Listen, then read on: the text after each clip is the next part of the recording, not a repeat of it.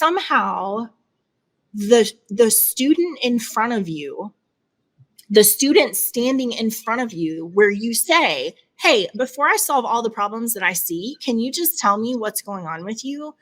Totally changes your approach to that problem. And it becomes not just a numbers and paper problem, but I see you and I am committed to helping you solve this problem in a way that makes sense for you right now that I have all of this information.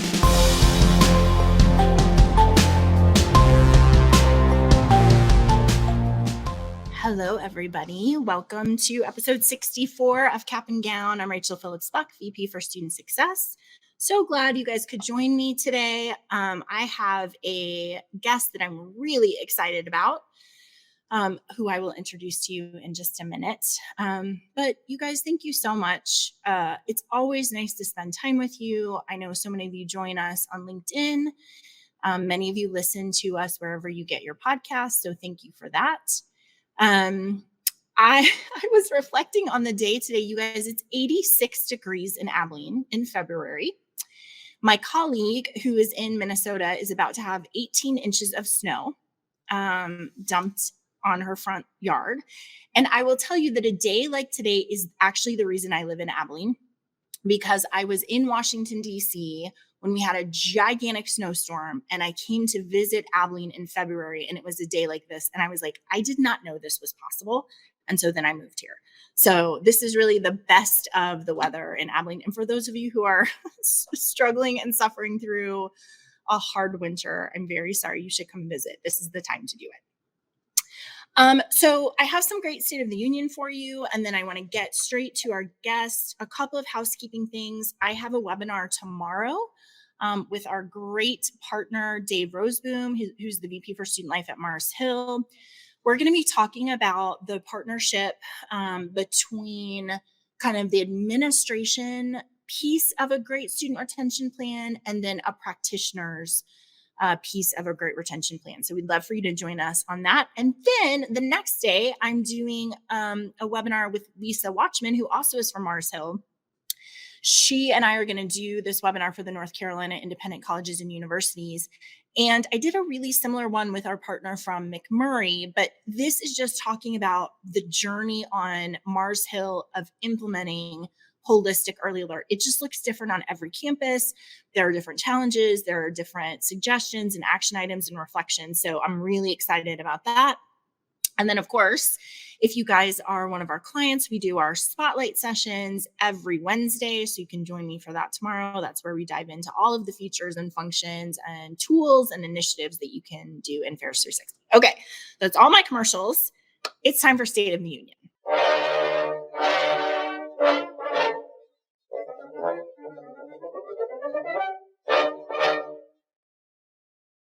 So the first thing that I have for you on State of the Union is this article that I started to read about how the SAT was going away. And this year, there actually will be the last year that they're not doing, or that they are doing paper SATs. So after this year, it's all going to be online.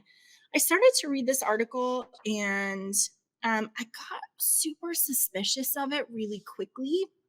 So there's a phrase in here that says, how can you accurately compare the grades of two students who took two different classes from different teachers at different high schools using different grading scales? You can't. Well, we know our friends in Canada have, in fact, done that without standardized tests. So they have a whole way of going through and saying this class equals this class equals this class. So this is my first, I don't really understand what's happening in this article.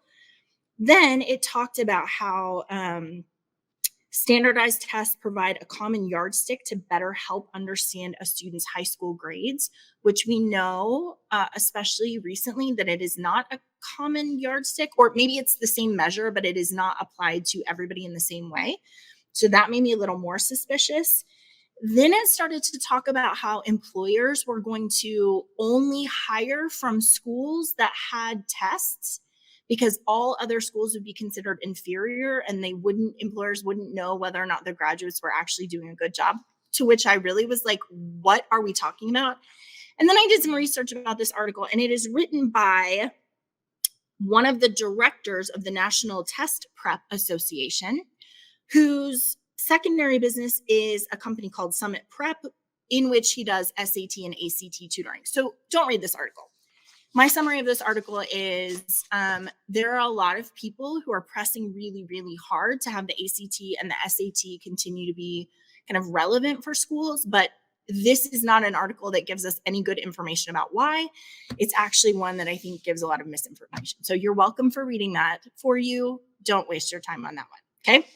All right, the next one is about how the education department is going to review some guidance that currently allows for their online program management partners to revenue share with the schools. This is very strange because there's a law actually that says colleges that receive federal financial aid are barred from giving incentive-based compensation to companies or employees that recruit students for them.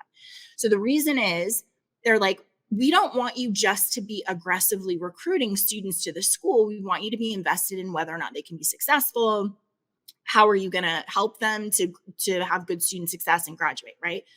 But in 2011, they created some guidance that says as long as the revenue share is bundled with not just recruiting, but some other service, for example, career counseling services. So we recruit students, but then we also provide them with this career counseling service, then you can do it.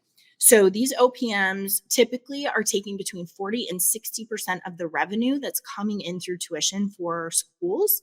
And the US Department of Education is like, we need to revisit this.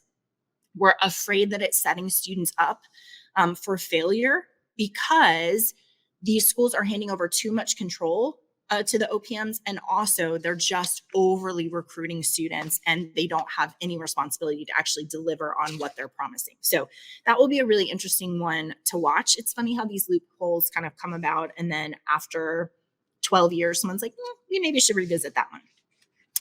Okay, a super fun article. I'm not going to go over all of this, but this is actually about living and learning communities. So it has a list of all of these really remarkable ones from across the United States.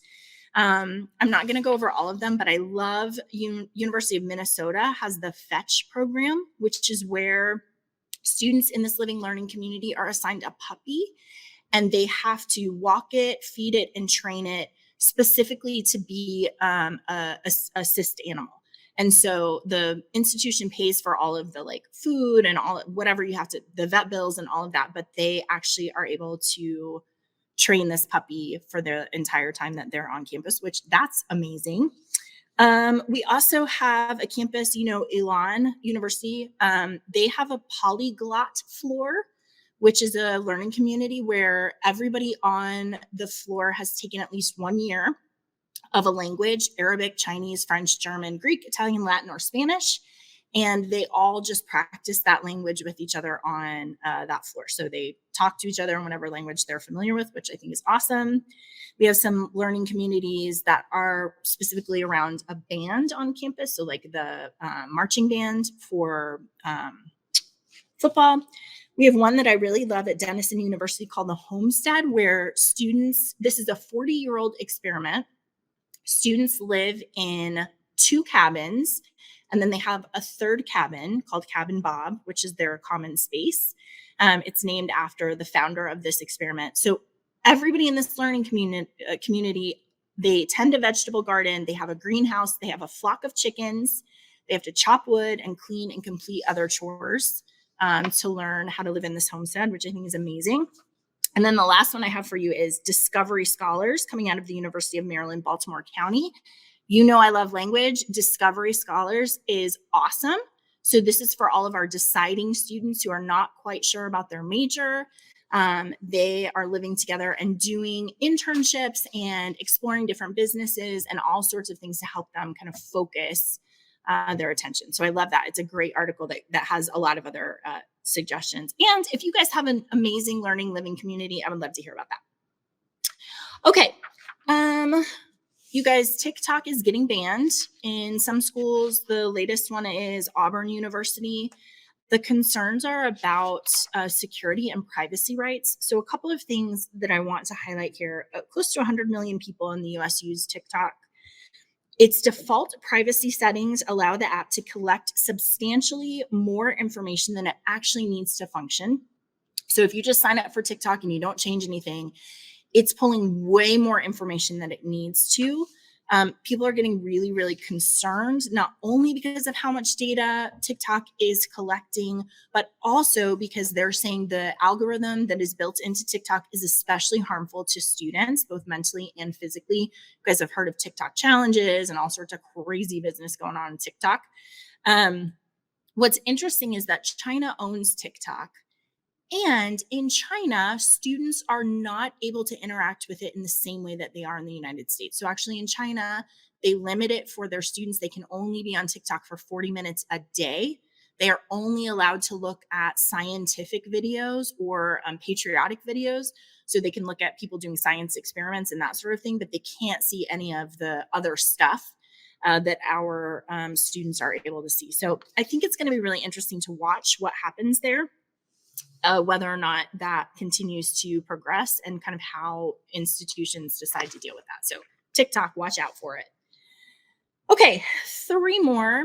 This article coming out of the Washington Post, I would say this would be one that I would want to put in my first year experience seminar class. Not getting enough sleep in college could affect your GPA. So this is really interesting. They did a 2-year sleep study of 600 freshmen. They had them wear Fitbits. They said that every lost hour of average nightly sleep at the start of an academic term was associated with a 0.07 drop in the student's end term GPA. So when the student slept less than 6 hours a night, the effect on the student's grades was more pronounced. They call it sleep debt, which, we talk about success debt all the time. I'm going to add sleep debt to my vocabulary. You guys, the average student in the study fell asleep at 2:30 a.m. and none of the students went to bed before midnight. So that's super interesting to think about. On average, they slept 6.5 hours per night.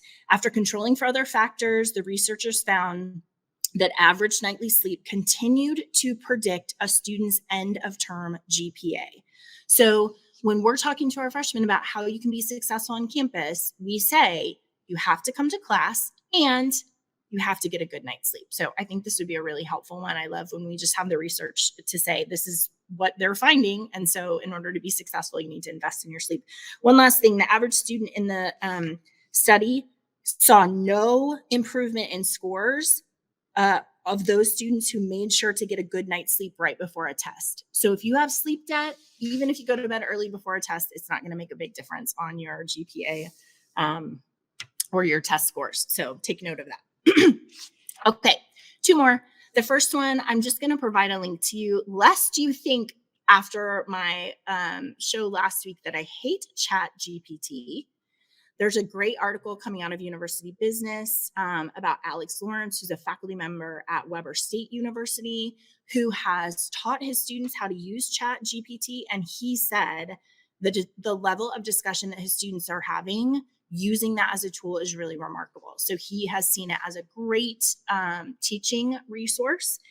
He has a policy that any student who uses that on their assignments then have to do a presentation without the aid of work they turned in front of class. So stand up and tell them what you know as you've done all of this research. As Matt said last week, that's way easier in smaller classes. I think so many of the institutions we serve have an advantage there. But that is an article about how he's seeing that as a really useful tool for students. So check that one out. And then the last one, I'm going to try to get through without crying because it is such a good article about our partner, Barrington Price at Dominican University. This is coming out of Inside Higher Ed.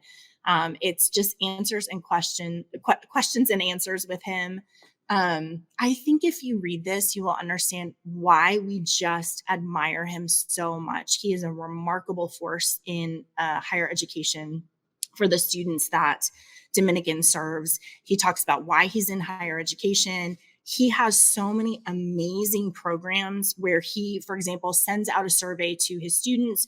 It's a lot of Hispanic students, a lot of first generation students. before they ever come to campus, they send a survey and they're like, how are you feeling about this higher education journey? And students respond, I've got this, I'm figuring it out, or I need help.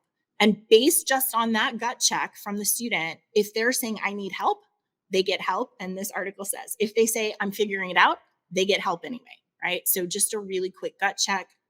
He partners with so many different programs in Chicago. 95% of Dominicans first-year students this past semester received some support for basic needs. So that's food, shelter, transportation. He also talks about our partnership with him where they have their early alert system and people dedicated to identify students and connect with them and help solve their problems. Okay, here's the part that I'm going to try to get through for you guys. The question is, what long-term effects are you seeing from all of your efforts? And he says, first of all, 78% of Dominican students go on to jobs at major corporations, startups, medical centers, nonprofit schools, and beyond. About 20% of our students enter graduate school. For me, the greatest reward comes on graduation day, when first-generation college students walk across the stage to receive their diplomas. All the academia fades away in that moment to one prevailing thought. This moment is the beginning. They will carry torches of hope into their communities for the rest of their lives. So good. Really, really grateful to be partners with such a visionary who is so connected and caring of his students. So that is the State of the Union. All right, let's get on to the exciting part. I am going to invite Rebekah Green, our Director for Client Success, to come and join me. Hey, Rebekah. Hey. I'm so grateful that you said you would join me for this. You know, I am in the middle of a series. It's taken me a long time of inviting all of our colleagues at Pharos to come on and talk about, you and I were saying the other day, we have so many rich experiences represented in this company of people who have been practitioners and done the work and understand students. And so everybody at Pharos Resources dreads the day that I walk into their office and say, hey, Rebekah, do you want to join me on cap and gown? And everyone reluctantly says yes. So thank you so much for that. I appreciate it. Sure. We have a long history together. So you and I worked at the same institution years and years ago in the Career Center when I was doing career counseling. But then your higher ed career has been so varied. You've done so many things. And I am just delighted for us to be able to dig into your wisdom and talk about your experience in higher education. So can we do that together this afternoon? Absolutely. Okay, so first of all, I'm going to set the stage by saying you guys know that I've said I was a really high risk college student. I did not do the greatest job in my undergraduate. So Rebekah, what kind of college student were you? Well, so I had two different experiences. And I was not considered a high risk student. My family had all attended the university that I went to. I knew the campus. I grew up on it, but I still didn't fit in at all. I didn't know what I wanted to do. I came in as a piano performance major and really didn't have any interest in that, but it's what I had known from high school. I was also, I wore jeans and boots at a time that everybody was dressing up with big hair and lots of makeup and wore, dresses to class. And I just didn't fit in at all. So I didn't finish. I left my senior year. Somehow I managed to accumulate 93 hours. Nice. Yeah. Good. But my GPA was really terrible. I'm surprised they let me back in the second time when I was 34. And not only was I older, but I was driving 60 miles one way and dragging a 4-year-old with me. Oh my goodness. Okay, so wait, before I move on, there's just so many elements of that story that I think are instructive to us. One of them is we are always talking about sense of belonging. And it is really fascinating to me that you can take out, like you're not learning the campus, you know it. You're not learning the city. You know that. You're not learning the culture, right? Like you've been around this culture of West Texas, right? And yet somehow there are all of these subtle messages for you there that you do not belong on this campus, right?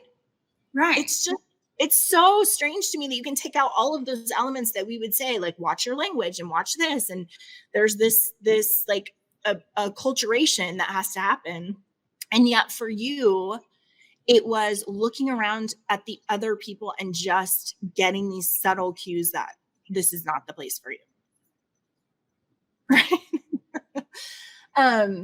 One of the things I was wondering there is how much of the not being sure about your major, how big a piece of that was the, like, how did that lend to you feeling like, I'm not sure that this is the place for me?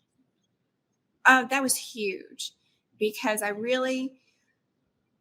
didn't feel like at that time in my life, I didn't know anything about the options of majors. And I got input from my parents who were like, do this because you know music so well.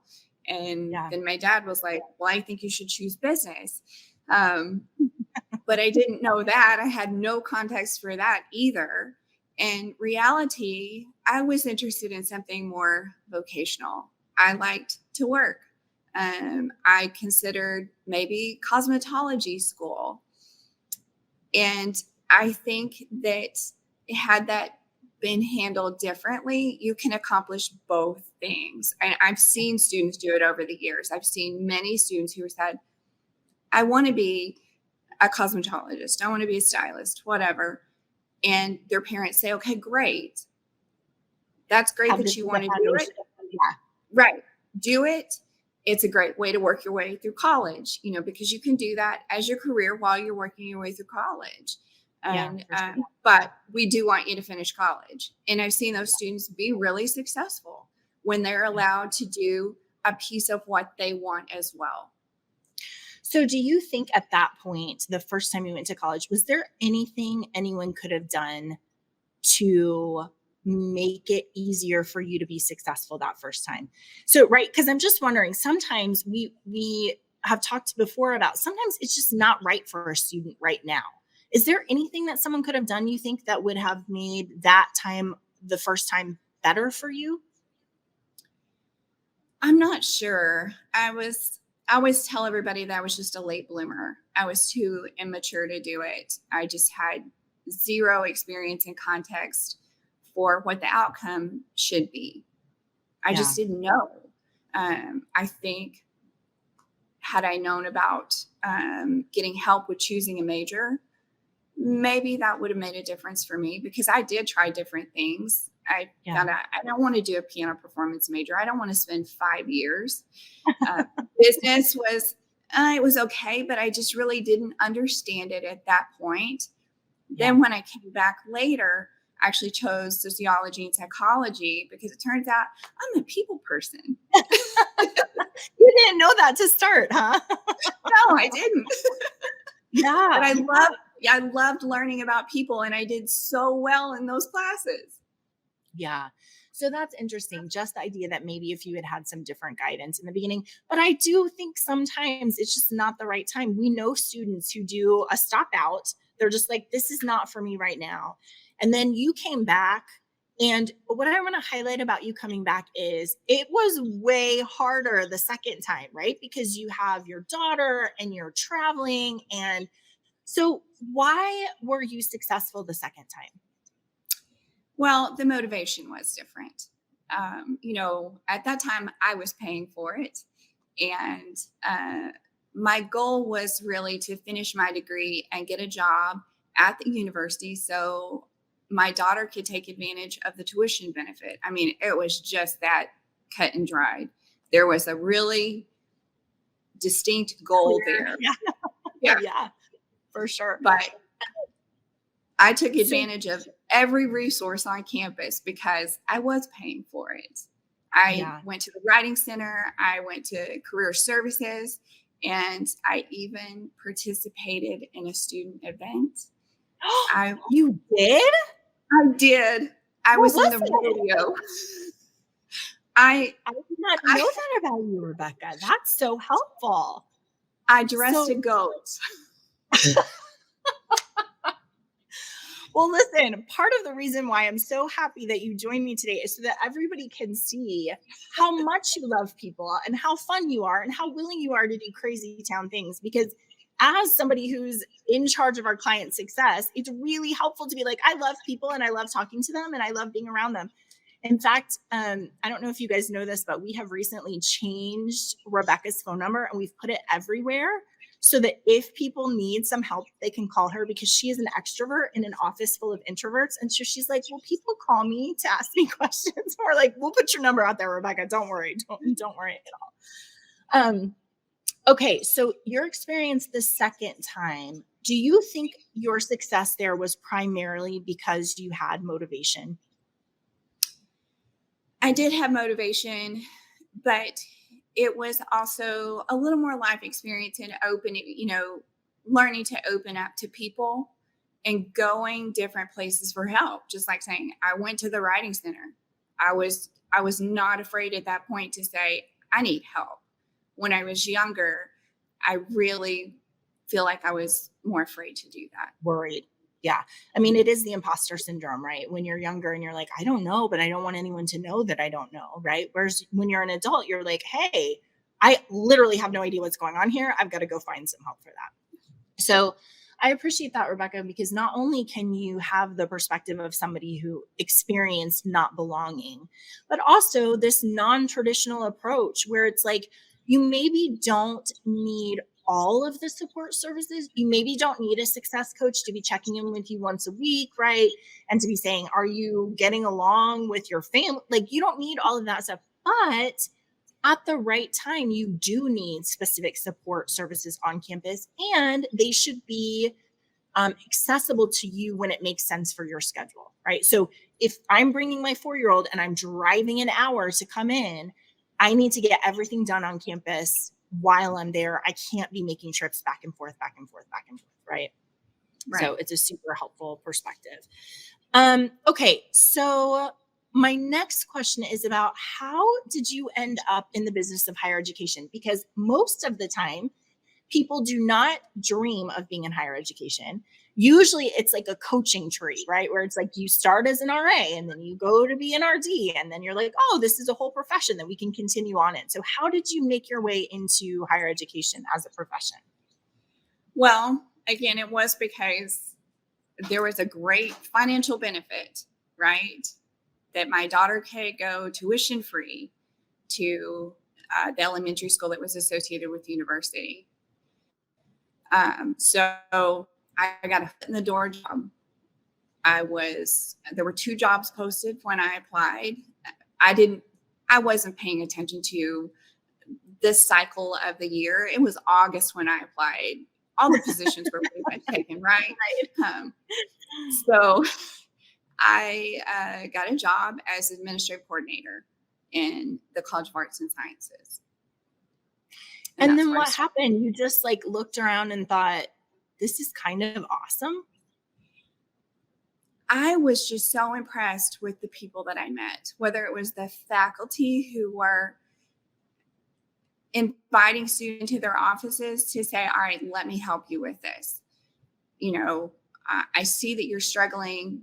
Let's work on it, whatever it was. And when I got the job at ACU, I was just shocked at how great the students were. And I realized, wow, these people are going to go on to do some great things. And I get to know them. I get to spend some time with them. Yeah, it is such an honor. You and I will talk a little bit later about like why higher education just in general, but students is the reason, right? It's just such an honor to get a little part of their story. Even if you don't remember, I have been in a bunch of workshops recently where the icebreaker question is, tell me about a person in your college life that made a difference for you, that had some important conversation or some wisdom or whatever. And it's amazing because, we talk about in the moment mentoring. So many of those conversations are hallway conversations where somebody says, something in passing to you that really impacts your life forever. And it is such an honor to be able to have part of a student's story because you can guide them in that way. So, Yeah. um, okay. One thing that I want to explore with you a little bit is this idea in the beginning that maybe you and I think as a student, we're not highly motivated to be successful. We had some reasons. You and I have talked before that. So my parents were alumni of the college I went to school at. I was expected to go to that school. It's like growing up, college and ACU were synonymous. There's college and it is ACU, right? And so I could have never have dropped out of college. I think you said you felt really similarly, like your family is like, of course you're going to go and do this thing. And how would you not be successful there? So part of my question about your interaction with students is, what do you do when a student is just not motivated? It's not the right time. They don't understand the value. They don't want to be here. And we're doing everything we can. We're working super hard to get them engaged. And yet it's just not going well. What's your reflection on that? Well, are two different things that I think of. And one is, you work really hard to find their niche, right? You help them find their people, you help them find their major, whatever it is that connects them to the university that can help them get motivated. Or you do help them transition out. You do realize, you know what, you're making things worse for yourself. Your GPA is tanking because you don't enjoy being here. You are racking up some loans because you don't know what else to do. I think we need to figure out an exit strategy and help you move on. And I know that's not the answer that everybody wants to hear, but occasionally it is what has to happen. Yeah. And it doesn't necessarily have to be forever. It's just, hey, this is not going well. We need to try something different, right? Right. I was thinking about when I was doing advising for deciding students at a university, and I would have students coming in who wanted to be engineer majors, and we didn't have an engineer degree. Like we didn't have an engineering program. And I would be so frustrated because I would think, I don't know why you came to this institution when you have this clear vision of what you want to do and we don't have it. How did you get all the way down this process, right? And also thinking about like for admissions, if admissions had said to a student support person, hey, Rebecca's coming, but she doesn't want to be here. She's not sure about her major. It's very important to her parents that she come to this school right now, but I'm not sure how she's going to fit in. We would have been so ahead of the curve on that to be able to, as you said, get you connected, find a place for you, make sure you have community. And so what it makes me think of is just the importance of the conversation with admissions to be able to early identify students that we think are likely to struggle so that we can have a plan for them to go through. And like you said, to be able to say, maybe this isn't the best fit if you want to be an engineering student and we don't have that program. This maybe isn't going to be the best thing. Or here's something that we have is similar that you would like to, that will approximate what you want because you love it here, because you like the community and you like the location and all of those elements, right? So that communication, I think, with admissions is just super important. Okay, so you got into higher education. You were there for 20 years. Can you list all the things that you did at your university? I never worked in the library. That's an easier way to say it. Like, here's one thing I did not do. Right.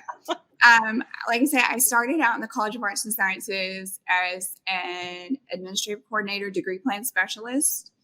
I then moved into financial aid.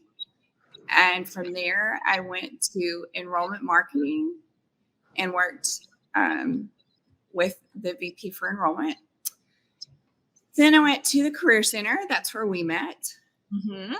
And over to the College of Business Administration, where I was an academic advisor and also the professional development manager. So I help students learn networking, resume building, all of those types of skills. And then I became the associate registrar for graduation degree advising. Mm-hmm. Then to my final job in our one-stop shop as the director of student services. I mean, that's amazing to think about that breadth of experience. And you and I will talk about the importance of understanding every office has the thing they're trying to solve, but we have to keep the students at the center, right? And so I think what your experience does is just make transparent for you, like, oh, same student, whether I'm doing advising or financial aid or trying to help them get a job, or we're recruiting them, right? Or we're trying to do these student services, same student. It's really funny that you have this 360 view of them because you've done all of those things, as opposed to being a specialist and just saying, oh no, it's about the registrar's office. No, it's about the student that is like roving around to all of these different places, right? Okay, so one question I get all the time is about how to build a great one-stop shop. So I want to leverage your wisdom there, because I'm really surprised at how many schools do not have this for student services. A lot of times when we kind of process map out, like, what does it take to get re-registered, or what does it take if you need to pay your bill or you need to get extra funding or whatever, it is maybe if you are in the upper percentage of schools that do this well, maybe they're all housed in the same building, but likely not in the same place. There are many of our schools that we serve that do not have a one-stop shop. So first of all, can you explain what is the idea of one-stop shop? And for example, in the one that you helped build, what were all of the services that were under that umbrella? Okay. So it's one-stop shop. You want the student to be able to come to one place to learn about the resources that they need or the questions that they have, how to get their questions answered. We took on admissions helpline while I was there. That didn't exist when I started. So we What were does the that front mean? line, the helpline for admissions. So we took all the incoming calls for admissions. So did they need to get in touch with their admissions counselor? They had a question about the admissions process. We answered those calls. Wow. Okay. Yeah. So there was the admissions helpline, and then financial aid, billing, the registrar's office, the Office of Graduate Programs, and then we shared a space with academic advising. So we were their front desk for academic advising. So that means that, I mean, is the language then on campus, if you need, hey, students, if you need a thing and you're not sure where to go to One Stop Shop? Is that the kind of language that you're using? Absolutely. Okay. So first of all, that sounds like a nightmare to try to coordinate, just in terms of, like, on an average campus, there are all of those offices with all of those people with all of their policies and procedures that live really separate lives. And so what do, Rebekah? You have to come in and say, we want to consolidate all of this in one place. I don't know. I don't even know how to start. I don't even know how to make up what you might say about that. Help me. Well, we had a knowledge base that we used. Yeah. So, you use the software to help with that, because, and that's an intimidating thing when you're hiring staff, whether it's student staff or it's full-time staff. It's intimidating to say, yes, we answer all the questions for the front line of the university. You're never going to know all of the answers. I never knew all of the answers. So you say, there's a knowledge base that you can refer to, and it's okay to say, let me find that out for you. Yeah, right. For sure. Because you never know. People are going to ask, where do I get my oil changed? Right. Let me Google that. Right. Yeah. Let me find that for you, for sure. Yeah. Or when do the theater tickets go on sale? Just whatever it is, you've got to have a really accessible knowledge base.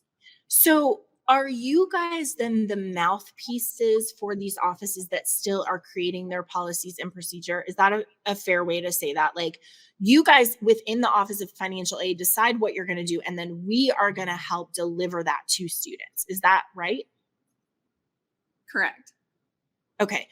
So We are I the would ones meeting with students. So I would imagine then that the communication between those offices and the changes that they're making and the policies that they have in place, and then your staff as that frontline piece, that's an incredibly important part of a one-stop shop, right? How do you do that? Yes. A lot of communication. You have to be willing to have a lot of meetings, and it's built on relationships. You have to build a great relationship with your campus partners to have them trust you that you're going to follow through on the policies and procedures that they have put in place. And then the Yeah. student has to trust you to be their advocate as well. So how are you doing that communication? Is that like you're having like semesterly meetings, or you're meeting like once a month, or what does that look like? It depends on the office. For something like financial aid, we met weekly. Wow. Okay. Yeah. And Yeah. then just on other offices, you might meet once a month, you might meet once a semester. Right. Okay. Yeah, it And just then depends on the office. and then tell me more about this part of being an advocate for the student. What does that mean?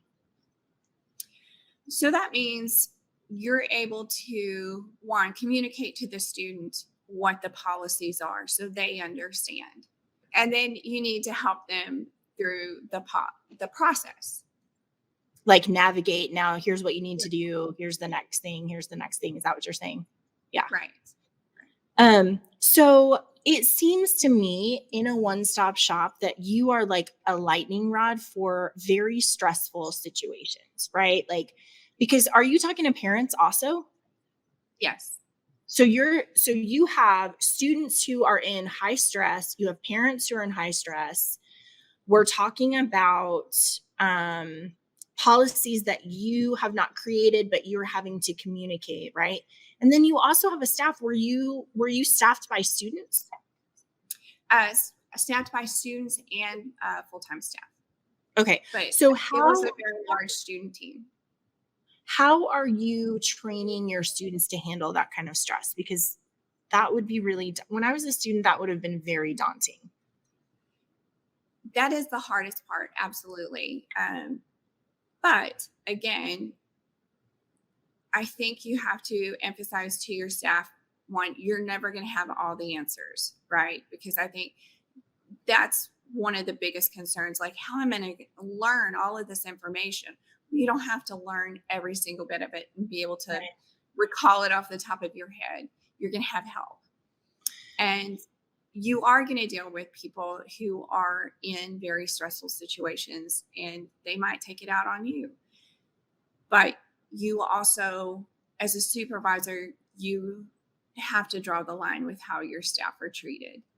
I understand people get stressed out, and you're dealing with their children and their money and maybe their children's health as well. But it doesn't mean that you should cuss somebody out. I know you said that you and your staff would get cussed out by parents. Yeah. What on earth? And then you just think like, how do you go back to those parents and say, you were just talking to a student the same age as your kid. What is wrong with you? Well, and you, as a supervisor, so my policy was, if you're getting cussed out by somebody, you have the right to hang up and say, please call back when we can talk about this in a calm manner. We'd love to help you, and hang up. There's no reason for anyone to be treated disrespectfully. Yeah, for sure. And also, I'm willing to take those calls. I am willing to get on with those angry people. And I did. I would call those people back and say, please understand, our calls are recorded. I heard what you said. Yeah. And I would appreciate if you call back again, that you treat my staff with respect.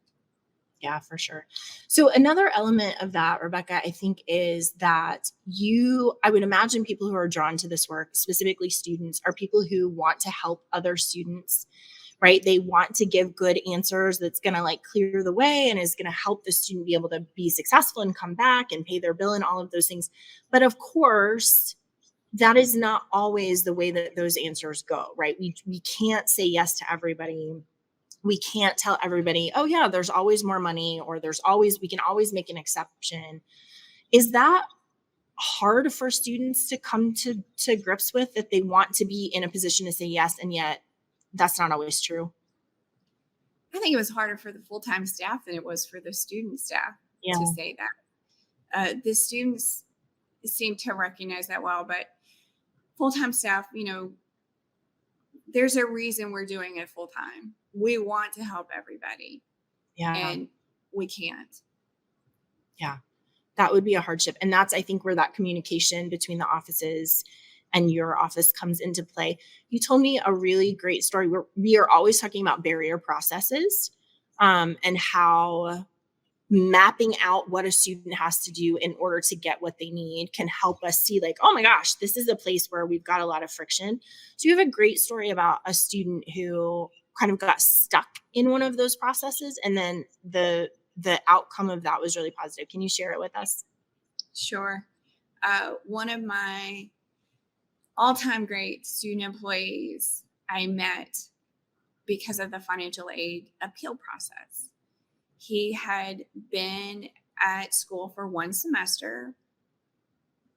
He had been to our advocacy office and said, I just need help with the bill a little bit. Can I get a cheaper meal plan? That's all I want. So he completed an appeal. We read his appeal and look at him in our financial aid committee. On paper, we look at him and say, okay, he's a local kid. He doesn't need to be here. He doesn't need to be living in a res hall, and he can do without a meal plan. Great. We've solved a $10,000 problem, right? We're helping him out. Yeah. And then it turns out someone in Res Life knew his story and said, you need to go visit with Rebekah. So he came to see me. It turned out that, and I have a really hard time not getting really emotional talking about him. So it turned out that he was lucky to finish high school. He came from a family that thought at 16, you should leave high school and go get a manual labor job. His family would not take him to school in high school beyond that. So he ended up moving out of his home and in with a friend and their family to finish high school. And from there, that family was able to say, here's how you complete the FAFSA. He was able to get his mom to turn over her tax information so he could do that. He got great scholarships. So he ended up at school, at the university, living in a res hall, got a job at a fast food restaurant within a couple of blocks, walked back and forth to work 32 hours a week. He made $800 a month payments. Wow. On his own. When I found all of that out, I said, come work for me. How about I get you a job with me? Right. There's a few of those stories. Yeah. When you find those ones that are trying so hard and they work so hard, you know they're going to be a great employee too. So anyway, he came to work for me, working fewer hours and making as much money. And yes, we were able to get him, in a cheaper res hall and show him how to streamline the process a little bit better. And because he had these great relationships with us all, it wasn't just me that helped him. And if you pay attention to that story, it wasn't me. It didn't start with me. It started with Res Life. They were the ones who knew him. They just trusted me to take care of the situation. And that's really the whole thing, is everybody's got their little piece. Res Life has their job. and they build the relationship, but they trust other staff to be able to come in and help. There are so many elements of that story that I just think are so beautiful. I think it is such a great description of holistic student support, right? And because it's in contrast with this sort of haughtiness that we can have sometimes, where we're like, oh, all you have to do is just move home. Like, I'm looking at your stuff. All you have to do is just move home. I don't know, right? And first of all, the damage, you just think about this student who is doing a great job. He is running his life in an incredible way. And he asked for help in a small, like, just a really small thing. I just want to ask for help in this small thing. I'll work the 32 hours. I'll find a ride. Like, I'll do all of these things, but it's this little thing you could do that would really make a difference for me. And what you said is right. If we're just looking at the paper, what is this kid's problem? He can move home and save tons of money. You're welcome that I'm such an expert, right? And yet somehow the student in front of you, the student standing in front of you, where you say, hey, before I solve all the problems that I see, can you just tell me what's going on with you? Totally changes your approach to that problem. And it becomes not just a numbers and paper problem, but I see you and I am committed to helping you solve this problem in a way that makes sense for you right now that I have all of this information. So I love the juxtaposition, because I think it speaks to, you have for your entire career had such a heart for students, been so committed to helping them and be successful in all of that. And yet in this one moment when the committee is looking at the student, they're like, yeah, he's fine. He can just move home. Right. It's such a good example of how even those of us who are committed to seeing our students can find our way into a place where we stop looking at them and we start paying attention to other stuff, instead of just being like, come in, I need to see you. I need to see your face and understand what that story is. So I love that. I also love that the only way we know that story is Res Life is doing an awesome job, right?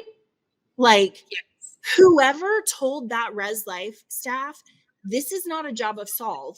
This is not, you're trying to make sure they come in by curfew and their room's clean and they don't have, conflict with their roommate, and we're going to find them if they do these things. That is not what Res Life is about. Res Life is about connection. You need to know the stories. You need to know where your students come from. And we have to have this relationship of constellation of relationships to be able to say, Rebekah's the one you need to go talk to. I know if you get in front of her, she will figure out a way to solve this, right? So it's just a really beautiful story, I think, of what can go right when we do that connection solve piece appropriately. So, okay, we're almost out of time, but I do want to ask you one last question. And that is, what is your favorite thing about working in higher education?